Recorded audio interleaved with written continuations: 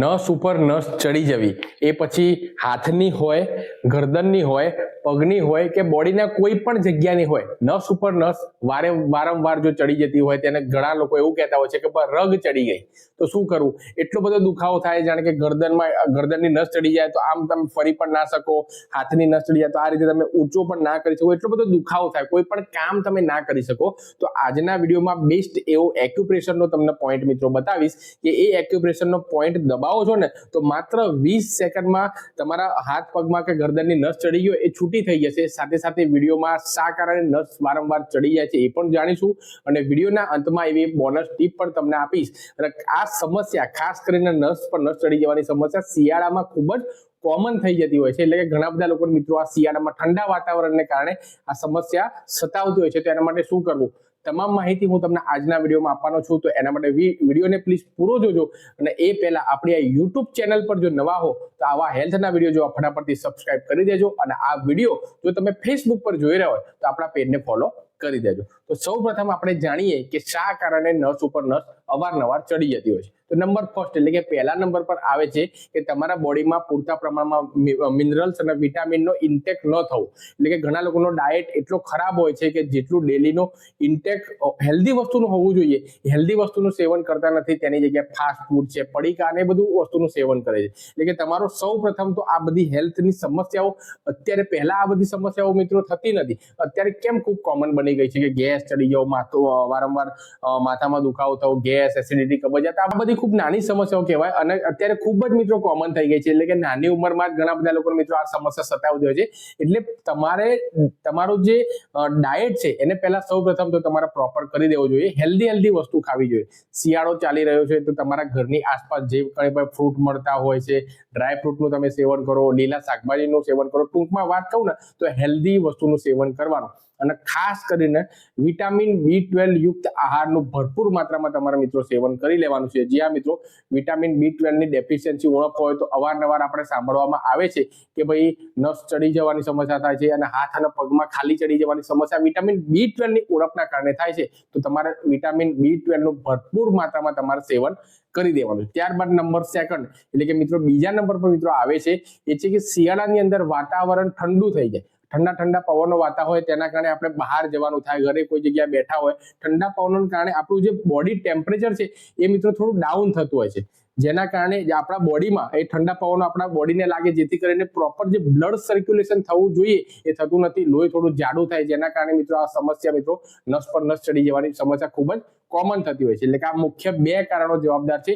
જેના કારણે મિત્રો અવારનવાર નસ ઉપર નસ ચડી જવાની સમસ્યા સતાવતી હોય છે. તો એના માટે હવે વિડીયોમાં આગળ મેં તમને કીધેલું હતું કે એવો એક્યુપ્રેશરનો પોઈન્ટ છે, તો મિત્રો એ એક્યુપ્રેશરનો પોઈન્ટ છે એ જરા ધ્યાનથી જોઈ લો.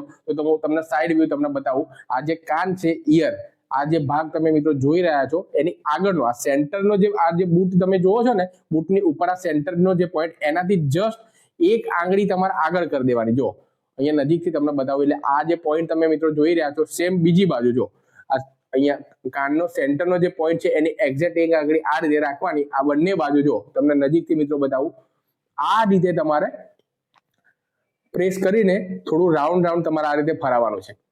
આંખ તમારે બંધ કરી દેવાની અને 15 સેકન્ડ સુધી તમારે આ રીતે કરવાનું છે. ડેલી તમારે શિયાળામાં કરવાનું છે.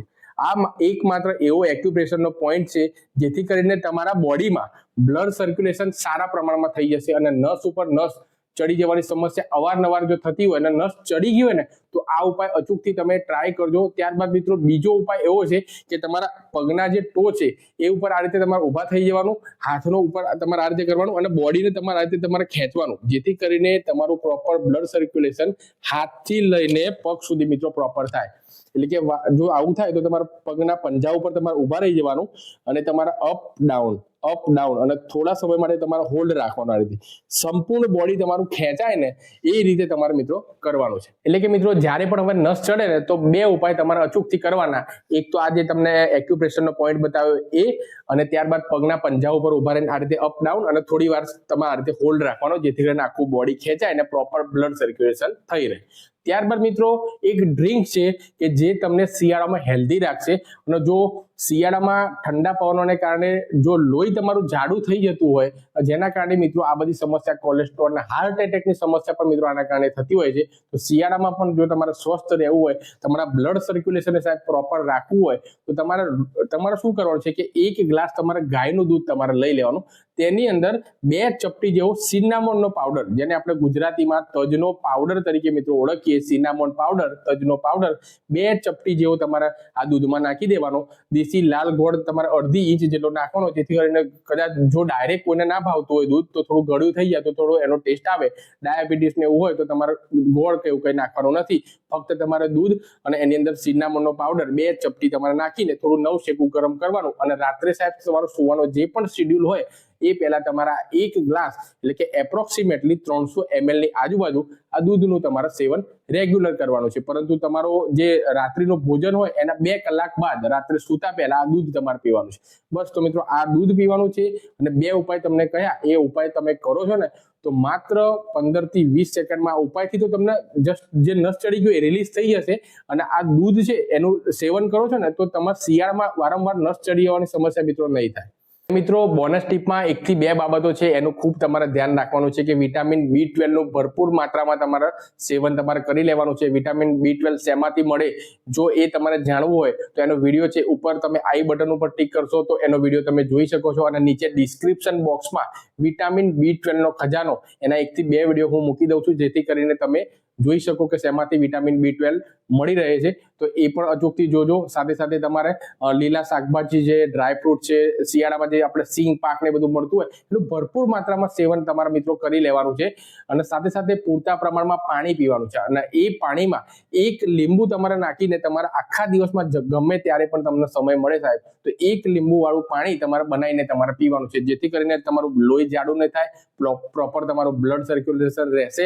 અને જેના કારણે મિત્રો અવારનવાર નસ ચડી જવાની તકલીફ તમને નહીં થાય. જો તમને માહિતી પસંદ આવી હોય તો વિડીયોને લાઈક કરીને વધારેમાં વધારે શેર કરવાનું ભૂલતા નહીં, કારણ કે શિયાળાની અંદર ઘણા બધા લોકોને મિત્રો આ નસ ઉપર નસ ચડી જવાની એટલે કે રગ ચડી જવાની સમસ્યા સતાવતી હોય છે. એમને ગણતરીના સેકન્ડોમાં જ આ ઉપાયથી રિલીઝ થઈ રહે, એટલે તમામ આપણા ભાઈઓ બહેનોની મદદ થઈ રહે. નવા વિડીયોમાં નવી માહિતી સાથે મળીએ છીએ. ત્યાં સુધી વિડીયો જોવા માટે આપ સૌ લોકોનો ખૂબ ખૂબ આભાર. સ્વસ્થ રહો, મસ્ત રહો, તંદુરસ્ત રહો એવી જ મારી ભગવાનની પ્રાર્થના. થેન્ક યુ મિત્રો. જય Hind. Have a nice day.